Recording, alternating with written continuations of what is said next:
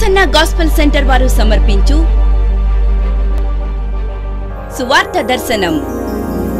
సువార్త దర్శనం.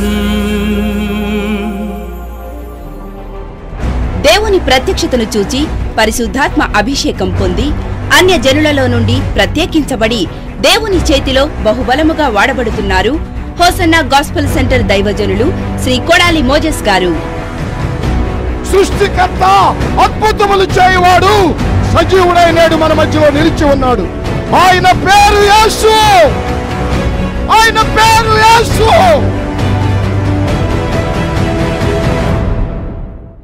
వేరింక్లక్ హోసన్నా పరిచర్య ద్వారా ప్రసారమవుతున్న సువార్త దర్శనం అనే ఆధ్యాత్మిక కార్యక్రమాన్ని వీక్షిస్తున్న మీ అందరికీ మా హృదయపూర్వకమైన వందనాలు. ఈ సమయంలో దైవజనులు మోజెస్ గారి వర్తమానాన్ని విని దేవుని యొక్క ఆశీర్వాదాలు మనం పొందుకుందాం. దేవుని వాక్యం చూసుకుందాం. ఎందుకంటే ఆ రోజున వాగ్దానాన్ని చెప్పటం వరకే జరిగింది. వాగ్దానం 26వ సంవత్సరానికి దేవుడిచ్చిన వాగ్దానం చెప్పి ముగించే. ఎందుకంటే అప్పటికి టైం అయిపోయింది. సేవకులందరూ గ్రీటింగ్స్ చెప్పుకున్నారు. ఆ వాగ్దానాన్ని కొంచెం మీతో పంచుకోవాలని ఈరోజు ఆ వాగ్దాన వాక్యాన్ని ధ్యానిస్తున్నా. మీకు ఇప్పటికే తెలిసి ఉంటుంది. మీకా గ్రంథం 7వ అధ్యాయం 15వ వచనమండి. ఐగుప్తు దేశములో నుండి నీవు వచ్చినప్పుడు జరిగినట్టుగా నేను జనులకు అద్భుతములు కనపరుతును. దీంట్లో ఆయన మనకిచ్చిన వాగ్దానం ఏంటంటే, నీవు వచ్చినప్పుడు జరిగినట్టుగా నేను అద్భుతాలు కనపరుస్తా. ఎక్కడికి వచ్చినప్పుడు, ఎప్పుడు వచ్చినప్పుడు అనేది అక్కడ వేరు విషయం. కానీ మనకిచ్చిన వాగ్దానంలో నా నమ్మిక ఏంటంటే, 25 ఏళ్ల నాడు ఈ సేవకు వచ్చినప్పుడు ఆయన ఎంత అద్భుతంగా తోడై ఆశ్చర్యమైన కార్యాలు చేస్తూ సేవను కట్టాడో, ప్రజలని దీవించాడో, మమ్మల్ని పోషించాడో, అలాగే మనందరినీ అద్భుతాలు చేసి నడిపిస్తాడని, అది కళ్ళకి కనపరుస్తాడని నమ్మే. కొన్నిసార్లు ఏమవుతుందంటే, మొదటిలో ఉన్న ప్రేమ మనలో ఉండదు. అది ప్రకటన గ్రంథంలో చెప్పాడు కూడా. మొదట నీకుండిన ప్రేమ కొదువై ఉందని నేను నీ మీద నేరం మోపుతున్నాను అన్నాడు. ఎప్పుడైతే ఆ ప్రేమ, ఆసక్తి, మొదట్లో ఉన్న ఆసక్తి, ఆ పరుగు తగ్గిపోయిందో వెంటనే అద్భుతాలు ఆగిపోతాయి. పెళ్ళైన మొదట్లో ఉన్నది కొంతకాలం ఉంటుంది. ఆ తర్వాత పిల్లలు, ఆర్థిక పరిస్థితులు, అక్కర్లు పెరిగేసరికి ఈ మనస్సు కొన్నిటి మీదకి డైవర్ట్ అవ్వటం వల్ల ఇది తగ్గిపోతుంది.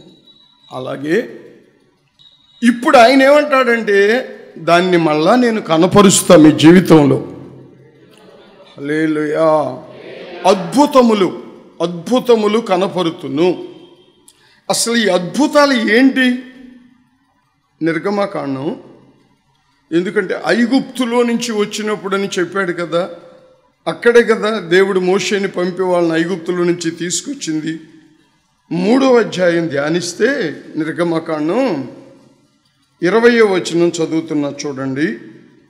నేను నా చెయ్యి చాపి ఐగుప్తు మధ్యమున నేను చేయదలిచి ఉన్న నా అద్భుతములన్నిటినీ చూపి దానిని పాడు చేసేదను. అటు తరువాత అతడు మిమ్మల్ని పంపివేయును.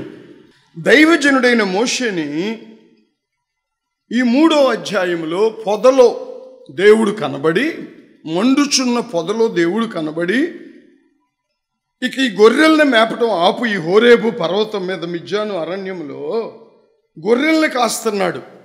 లక్షలాదిగా, వేలాదిగా గొర్రెలు ఉండే ఆ రోజుల్లో మామగారి గొర్రెల్ని కాస్తున్నాడు దేవుడి చిత్తానుసారం. అప్పుడు ఆ పొదలో దేవుడు దేవుని పర్వతం అనే హోరేబు అంటే దేవుని పర్వతం. నాతో యెరూషలేము వచ్చిన వాళ్ళందరూ ఈ పర్వతం దగ్గరికి వచ్చారు. ఈజిప్టుకి తీసుకెళ్ళా. హోరేబు పర్వతం, సినాయి కొండ దగ్గర గొర్రెల్ని కాస్తున్నాడు. కానీ నేను అనుభవంతో తెలుసుకుంది ఏంటంటే అది గొర్రెలు కాయటం కాదు, దేవుడు ఏమంటారు దాన్ని, డాక్టర్ చదివినాక 1 సంవత్సరం చేస్తారు ఏంటది, హౌస్ సర్జన్, అంతేనా? హౌస్ సర్జన్ అంటే ఒక రకంగా ప్రాక్టికల్ వర్క్. అలాగే మామూలు ఎగ్జామ్స్ రాసినాక ప్రాక్టికల్ ఎగ్జామ్ అంటారు. ఇదొక ప్రాక్టికల్గా సేవ చేయటాన్ని తర్ఫీదిస్తున్నాడు దేవుడు. అందరూ అనుకుంటున్నారు పిచ్చోడు మావ దగ్గర ఊడిగించేస్తున్నాడు, మావ గొర్రెలు కాస్తున్నాడు, ఊడిగించేస్తున్నాడు అనుకుంటున్నారు మోషేని. కాదు, దేవుడు చెప్పాడు నువ్వు ఐగుప్తుకి వెళ్ళాలి, ఐగుప్తులో నా ప్రజలను విడిపించి తీసుకురావాలి. కనుక ఇక్కడ గొర్రెలను నడపటంలో నువ్వు గనక ఓర్పు సహనం ఈ నేర్చుకుంటే రేపు ఆ ప్రజలను నడపగలుగుతావు కాపరిగా. ఈ గొర్రెలకు నువ్వు కాపరిగా సరిగ్గా నీకు అప్పగించిన పని గనక సరిగ్గా నిర్వహించగలిగితే రేపు ఆ ఇశ్రాయేలు ప్రజలకి ఒక మంచి కాపరిగా ఉండగలుగుతావు అని తర్ఫీదిస్తున్నాడు అన్నమాట. నా జీవితంలో ఒకరోజు మంచి ఆధ్యాత్మికమైన స్థితిలో ఉన్నానండి. ఇటు ఆర్థికంగా బాగున్నా, లారీలు పెరిగిపోతున్నాయి, ఏటా 1 కాడికి 4-5 లారీలు అయిపోతున్నాయి, అన్ని వ్యవసాయం విస్తరిస్తుంది. ఆ టైంలో ఒకరోజు ఒక వ్యక్తి వచ్చి ఫలానా జిల్లా కలెక్టర్ గారు మిమ్మల్ని కలుసుకోమన్నారు, నన్ను పంపారు, మా దగ్గర ఇట్లా ఈ పని ఉంది, దాన్ని కాంట్రాక్ట్ మీరే చేయాలంట పంపారు అన్నారు. నాకు నవ్వు వచ్చింది. ఒక మూల ఉండే నాకు కాంట్రాక్ట్ ఏంటి, ఇదేంటి, కలెక్టర్ పంపటం ఏంటి అని. నాకు అక్కర్లేదు, నేను రాను చెప్పమంటే, అయ్యా మీరు చేసిన చేయకపోయినా ఒకసారి వచ్చి కలవండి అయ్యా అని చెప్పారు. సరే మీరు వెళ్ళిపోండి అన్న. నేను మందిరంలో ప్రార్థన చేసుకుంటున్నా, సేవకులకు చెప్పి చేసుకుంటుంటే ప్రభు నువ్వు వెళ్ళు, నేనే పంపాను వాళ్ళని అన్నాడు. ముక్కు ముఖం తెలియని వాళ్ళు వస్తే కలెక్టర్ దగ్గర నుంచి దేవుడు పంపపోతే ఎవరు పంపుతారు? నువ్వు వెళ్ళు అన్నాడు. నాకు డబ్బులు వద్దు, కాంట్రాక్ట్లు వద్దు, నేను దేవుని పాదాల దగ్గర వాక్యం చదువుకుంటా, ప్రార్థన చేసుకుంటా, ఉన్నాయి తిప్పుకుంటా, నాకు చాలంటే, కాదు నువ్వు వెళ్ళు అన్నాడు దేవుడు. నంద్యాల, కడప, ఆ భయంకరమైన ఏంటది ఫ్యాక్షన్ ఏరియాకి, బాంబుల ఏరియాకి దేవుడు మాటను పట్టుకుని వెళ్ళారు. వెళితే ఆయన కలెక్టర్ గారు చెప్పారు, మా షుగర్ ఫ్యాక్టరీలన్నీ మూసేసాం, కడప, నంద్యాల, నెల్లూరు. కారణం చెరుకు బాగానే ఉంది, ఫ్యాక్టరీ బాగానే ఉంది, కానీ చెరుకు తోలేవాళ్ళు లేరు. ఏయన్నా తీసుకొస్తున్నాం అనుకో, కట్టి పంపగానే కాలువలో పడిపోతుంది లారీ, అంత హైట్లో వాళ్ళు తోలే ఇది డ్రైవర్లకి లేదు ఇక్కడ. ఆ పరిస్థితిలో మూసేస్తే సీఎం గారు చెప్పారు, మా జిల్లాకి వెళ్ళండి. సీఎం గారు ఎవరు? ఎన్టీఆర్. మా జిల్లాకి వెళ్ళండి, అక్కడ ఉయ్యూరు ఉంటుంది, అక్కడ లారీలు ఉంటాయి, అక్కడ వాళ్ళు వస్తారు అని చెప్పారు. మా కలెక్టర్ గారు ఇక్కడ ఎంక్వైరీ చేస్తే మీరు ఇక్కడ చెరుకు బాగా తోలుతున్నట్టుగా, ఇక్కడ నేను కొండపల్లి అడ్డ రోడ్ వైపు నుంచి సిటీలో నుంచి 4 లారీలు పెట్టి తోలుతున్నప్పటికి ఉయ్యూరు, అందుకని మిమ్మల్ని తీసుకురమ్మా అన్నారు. ఎక్కడి నుంచి ఎక్కడికి తిప్పుకొచ్చాడో చూడండి దేవుడు. నేను ఇది చేయలేను, నా వల్ల కాదని అంటే, ఈ బాంబులు ఈ నేనేం చెయ్యు, నేను కలెక్టర్ని జిల్లాకి, మీరు పెట్టండి, మీరు సక్సెస్గా చేయండి, ఫ్యాక్టరీలు నడపండి, నేను చూసుకుంటా. మీ బళ్ళు ఆగిపోయినా, ఎవరన్నా మీ మీదకి వచ్చినా, మీరు ఎక్కడికి పోలీస్ స్టేషన్కి వెళ్ళక్కడ డైరెక్ట్గా మా పిఏకి ఫోన్ చేయండి అని ఆయన్ని పిలిచి చెప్పాడు. ఆ విధంగా ఒక్కసారిగా దేవుడు ఏ స్టేజీకి తీసుకెళ్ళాడో చూడండి.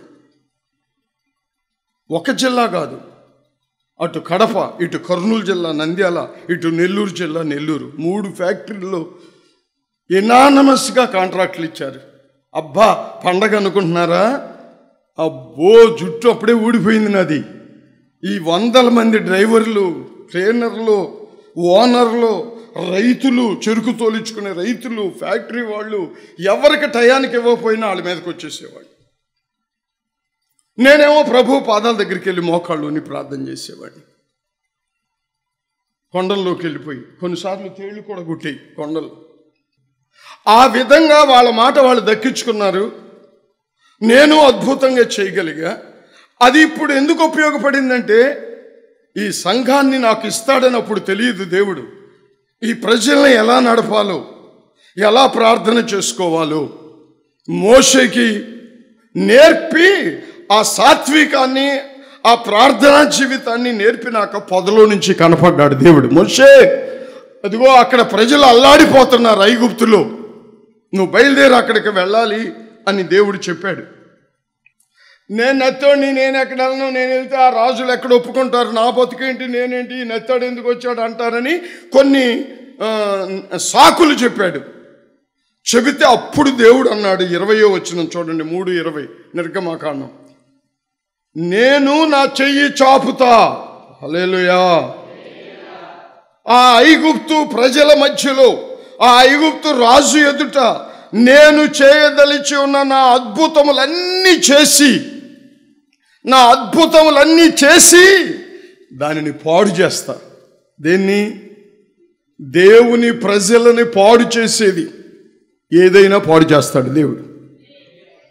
దేవుని ప్రజల భక్తిని, ఐక్యతని, ప్రేమని, విశ్వాసాన్ని, పవిత్రతని పాడు చేసేది ఏదైనా, ఎవరైనా, ఏదైనా నిలవనివ్వడు. నీ దగ్గర ఉన్న ఆస్తి అయినా నిలవనివ్వడు నీ భక్తిని పాడు చేస్తుంటే. అది అన్నిటికంటే మనం చేసే భక్తి గొప్పది. అది మనల్ని ప్రభు దగ్గరికి తీసుకెళ్తుంది. కనుక నా పేరు పెట్టబడిన నా జనులు, యాకోబు సంతానం అక్కడ బానిసలుగా ఉండి పాడైపోతున్నారు, బాధిస్తున్నారు, వాళ్ళు వేధిస్తున్నారు. వాళ్ళ కన్నీళ్లు నేను చూశాను. నువ్వు వెళ్ళు, నువ్వేం చేయక్కర్లా, నేను చెయ్యి చాపుతా. నా ప్రజలకి నీకు అడ్డుగా వచ్చి ఆటంకపరిచే వాళ్ళ మధ్యలో నేను అద్భుతాలు చేసి వాళ్ళను పాడు చేస్తా అన్నాడు దేవుడు. 25 ఏళ్ల జీవితంలో, ఈ సేవా జీవితంలో ఈ 20వ వచనం అక్షరాల మన పట్ల నెరవేరింది. సేవలో నెరవేరింది. మనం కళ్ళు మూసుకుని దేవుడి చిత్తాన్ని నెరవేర్చడానికి సాగుతూ ఉంటే ఆయన చెయ్యి చాపి ఉంచాడు. పంపిన దేవుడు కనుక, తరిఫీదిచ్చి పంపిన దేవుడు కనుక సహనముతో, ఓర్పుతో వాళ్ళని కెలక్కుండా, వాళ్ళ జోలికి వెళ్ళకుండా అవసరాలు తీర్చుకుంటారు. 25 ఏళ్ళగా అయ్యా పిల్ల బాగోలేదు, అయ్యా చచ్చిపోయేటట్టుందంటే ఉపవాసం ఉండి 7 సార్లు ప్రార్థన చేసి వాళ్ళు బతికినాక మళ్ళీ వీళ్ళు కనపడరు. కానీ నేను పరలోకి వెళ్ళినప్పుడు కనపడతాయి. నేను చేసిన క్రియలన్నీ నాకు తెలుసు ఆ సంగతి. నీ కూడా కనపడతాయి. అక్కడ మట్టి చేయించుకుని మందిరాల్లో నిద్రలు చేసి ఆ తర్వాత టాటా, ఇక సెలవు. ఇట్లాంటి 25 ఏళ్లలో ఎన్నో చూశా.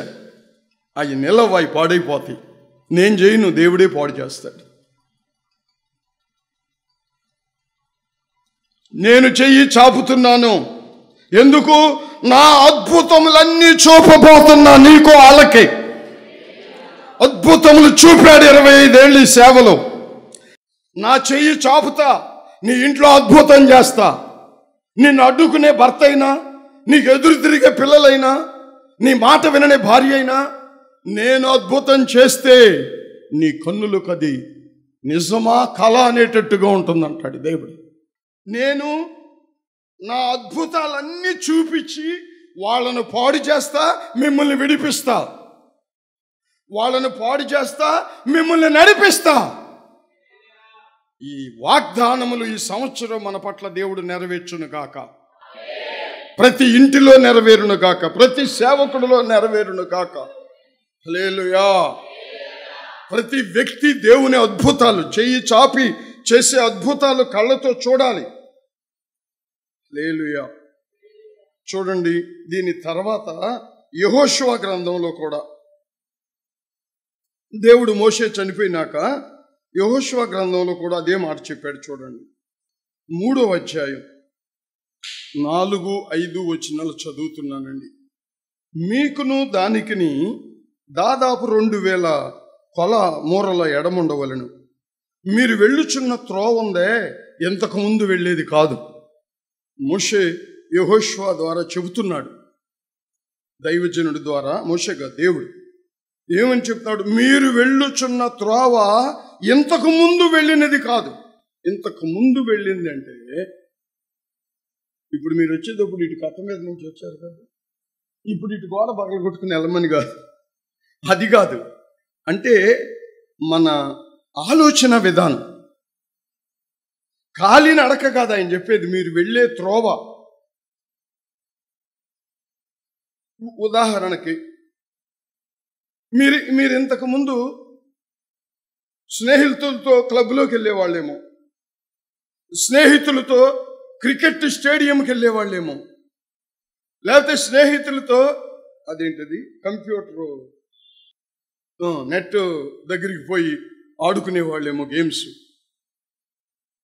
ఇంతకు ముందు పాపం వారానికి 5 రోజులు చుట్టాలు ఇంటికాడే కొంతమంది.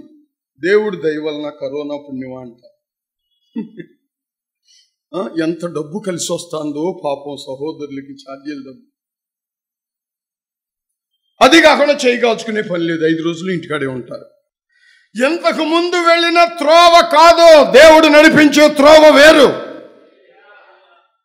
అప్పుల మార్గంలో నడిచావో, అనారోగ్యాల మార్గాల్లో నడిచావో, ఆందోళన మార్గాల్లో నడిచావో, ఇప్పుడు అది కాదు వెళ్ళబోయేది. 26వ సంవత్సరంలో అద్భుతాల మార్గంలో వెళ్ళబోతున్నావు, ఆశీర్వాద మార్గంలో వెళ్ళబోతున్నావు, ఆరోగ్యకరమైన మార్గంలో వెళ్ళబోతున్నావు.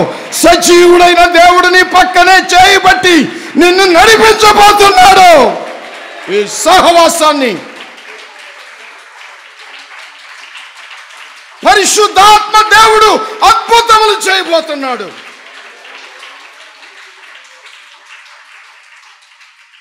ఐదో వచనంలో చూడండి, మరియు యెహోషువ ఇంతకు ముందు వెళ్ళిన త్రోవ కాదు అని చెప్పి రేపే దేవుడు మీ మధ్య అద్భుత కార్యములు చేయబోతున్నాడు. హల్లెలూయా. రేపే మీ ముందు అద్భుత కార్యములు చేయబోతున్నాడు దేవుడు.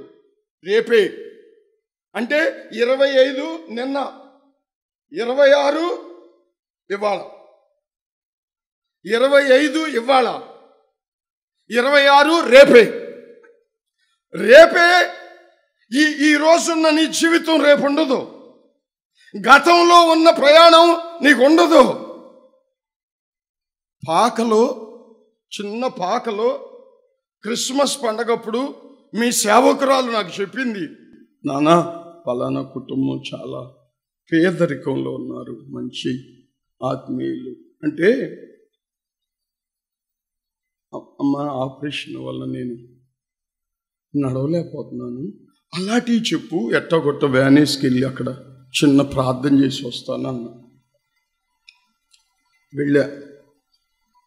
3 పిల్లలు, వాళ్ళకి చక్కని భర్త చచ్చిపోతాడు అనుకున్న స్థితిలో ధైర్యం చేసి నా మాట విని పెళ్లి చేసుకుంది. అవి ఏమవుదమ్మా చేసుకుంది. వాళ్ళు అన్యోన్యంగా ఉంటున్నారు, పేదరికాన్ని కూడా ధైర్యంగా ఎదుర్కొంటున్నారు. ఇలా కొడుకుని లోపలికి వెళ్ళి ఆ రాత్రి చూస్తే, కళ్ళు మూస్తే మనుష్య కుమారుడు తలవాల్చుకోవటానికి నీడ లేదు అన్న మాట గుర్తొస్తుంది. పశువులు తొట్లు పడుకున్నాడు ఆయన. దానికన్నా ఇది బెటరే కదా అనిపించి స్తుతించి, మా ప్రజలను నువ్వు ఆ తొట్టులో నుంచి ఏ స్థాయికి వచ్చావు? బంగారపు సింహాసనం మీద కూర్చున్నావు ఇప్పుడు నువ్వు.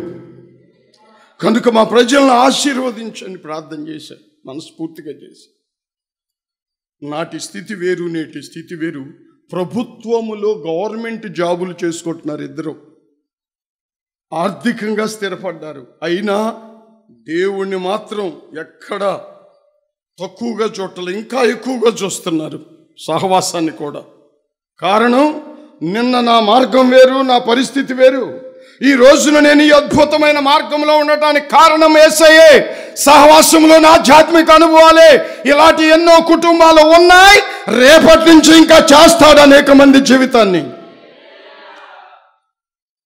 ఏమన్నాడు? నీ జనులకు నేను అద్భుతములు కనపరుస్తానన్నాడు.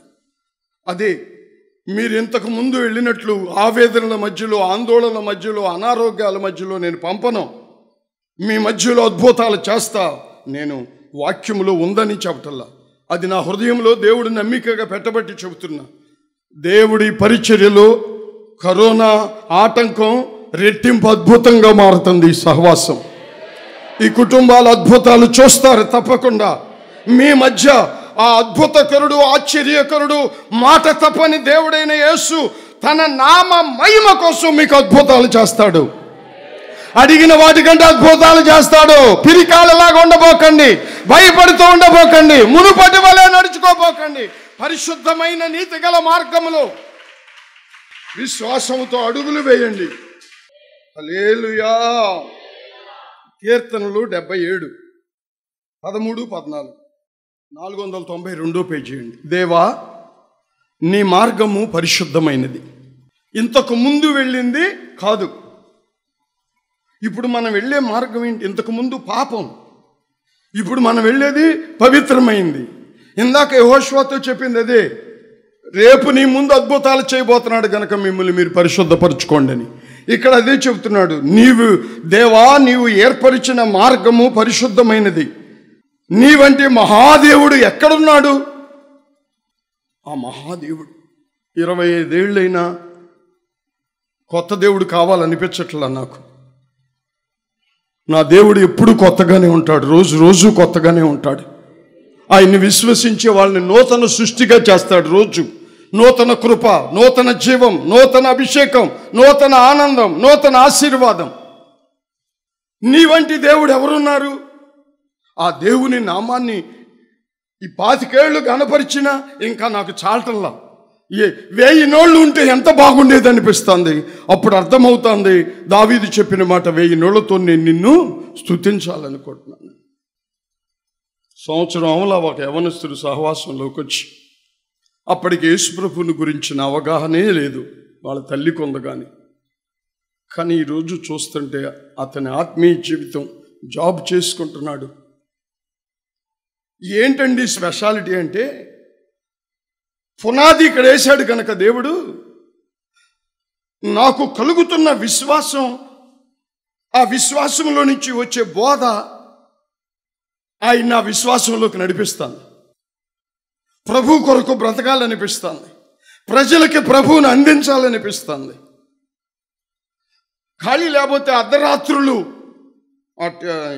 ఈ ఫోన్లో నుంచి మన మెసేజీలు తీసుకుని ప్రేమను గురించి ఏముంది, విశ్వాసాన్ని గురించి ఏముంది నేర్చుకుని స్వజనులకి పంపటానికి వాళ్ళని ఒక పాత చింతకాయ భక్తి కాకుండా ప్రభు చిత్తానుసారమైన ఒక నూతన మార్గములో, ఆశీర్వాద మార్గములో, అద్భుతాల మార్గములో నడపాలని యవనస్తులు నమ్మండి. దేవుని మాటని మీరు నడవండి, అనేకులు నడిపించండి. దేవుని వంటి, యేసు ప్రభు వంటి మహాదేవుడు ఎవరున్నారు? ఆయన మహాదేవుడు కనుకే మన ముందు ప్రసాదాన్ని ఉన్నాడు బ్రతికి.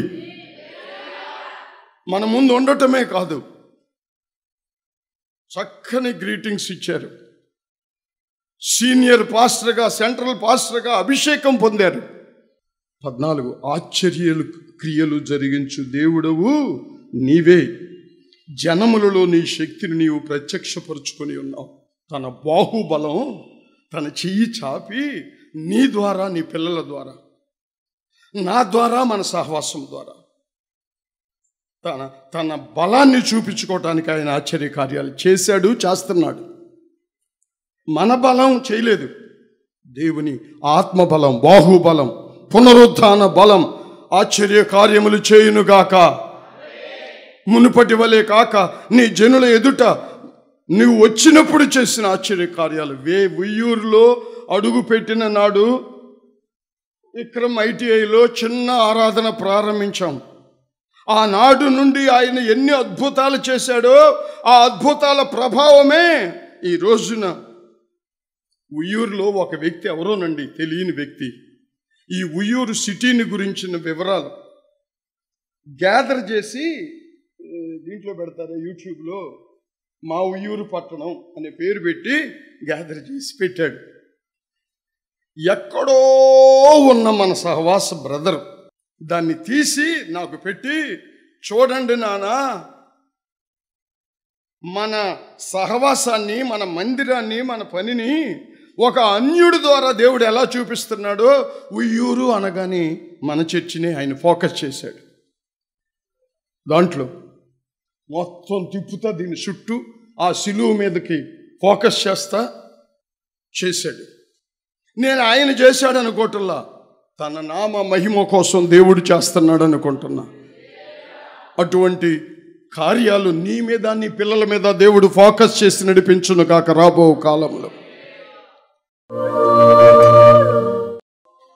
మొదటి ఆరాధనలో మీరు ఇచ్చిన వాగ్దానం మునుపటి వలే కాదు, ఇప్పుడు వెళ్ళబోయే మార్గం నోరు తెరిచి చేసుకో, అద్భుతాలు కనపరుస్తానంటున్నావు. నీ వంటి దేవుడు ఎవరున్నారయ్యా? ఈరోజు నేను నా పిల్లలు ఇలా ఉన్నామంటే నువ్వే కదా, నీ అద్భుతమే కదా, నీ ఆశ్చర్యమే కదా. భయపడబోక, నీ జబ్బులుండో, భయపడబోక, నిన్ను ఎదిరించే వ్యాధులని, కీడులని దేవుడు పాడి చేస్తాడు నిలబడనివ్వకుండా. ఆరోగ్యంగా, క్షేమంగా నడిపిస్తాడు దేవుడు. ఆమేన్. కృపామయుడా కన్న తండ్రి, మా పెదవుల్లో నుంచి వచ్చేదైతే ఏం ప్రయోజనం లేదు. గుండె లోతుల్లో నుంచి నీ ఆత్మ ద్వారా ఇచ్చే ప్రతి మాట జీవపు ఓటై, ఆదరణై, ఆనందమై, అద్భుతమై నన్ను, మమ్ముల్ని ఆశీర్వదిస్తుంది నాయన. ఈ ప్రాంతంలో ఉన్న సేవకులను, సేవకురాళ్లను, ఆరాధనలో అడుగుపెట్టిన ప్రతి వ్యక్తిని నమ్మికగా మార్చి మాటలు మీరు ఇంతకు ముందు వెళ్ళినట్టుగా ఉండదు. నేను అద్భుతాలు కనపరుస్తాను, భయపడబోకండి, అద్భుత కార్యాలు చేస్తానని కుటుంబములని మాట ఇచ్చిన నీవే చేయి పట్టుకుని నీ బలాన్ని ప్రజలకు చూపునట్లుగా ప్రతి విషయంలో రేపే రేపే రేపే అన్నావు. నేటి నుంచే ఈ అద్భుతాలు చూసి సాక్షులుగా నిలిచి నిన్ను మహిమపరుచినట్లుగా చేయండి. వ్యాధులు గద్దిస్తూ ఉన్నాను, కరువులు గద్దిస్తూ ఉన్నాను, కరోనాని గద్దిస్తున్నాను యేసు నామములో. మోషే ద్వారా ఎన్నో తెగుళ్ళు తొలగించావు ఐగుప్తులు, ఆ రాజుకు అద్భుతాలు చూపావు నాయన. అలాగే ఈ సహవాసములు ప్రజలను నీ అద్భుతాల ద్వారా ఆదరించి నెమ్మదివ్వండి తండ్రి. ఈ చుట్టూ ఉన్న కుటుంబాలు, ఈ మందిరము చుట్టూ ఉన్న కుటుంబాలు వ్యాధులు, బలహీనతలు లేకుండా ఈ ప్రార్థన, ఈ వెలుగు వారి మీద నిలిపి కాపాడండి. యేసు పేరిట వేడుకుంటున్నాను తండ్రి, ఆమేన్.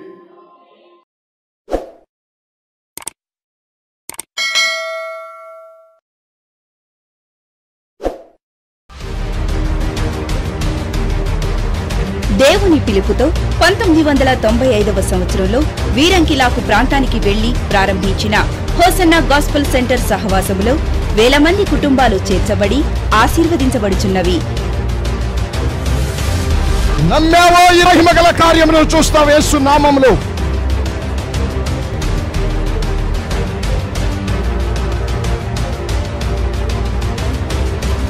భూమి ఆకాశమును సృష్టించిన దేవుడు నాలో అల్లాడుతున్నాడు.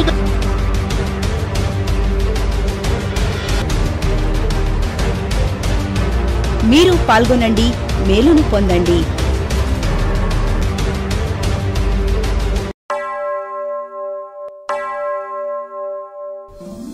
మా చిరునామా K Moses, Hosanna gospel centre, వీరంకిలాకు. వివరములకు 9949141474 మరియు 9963825785.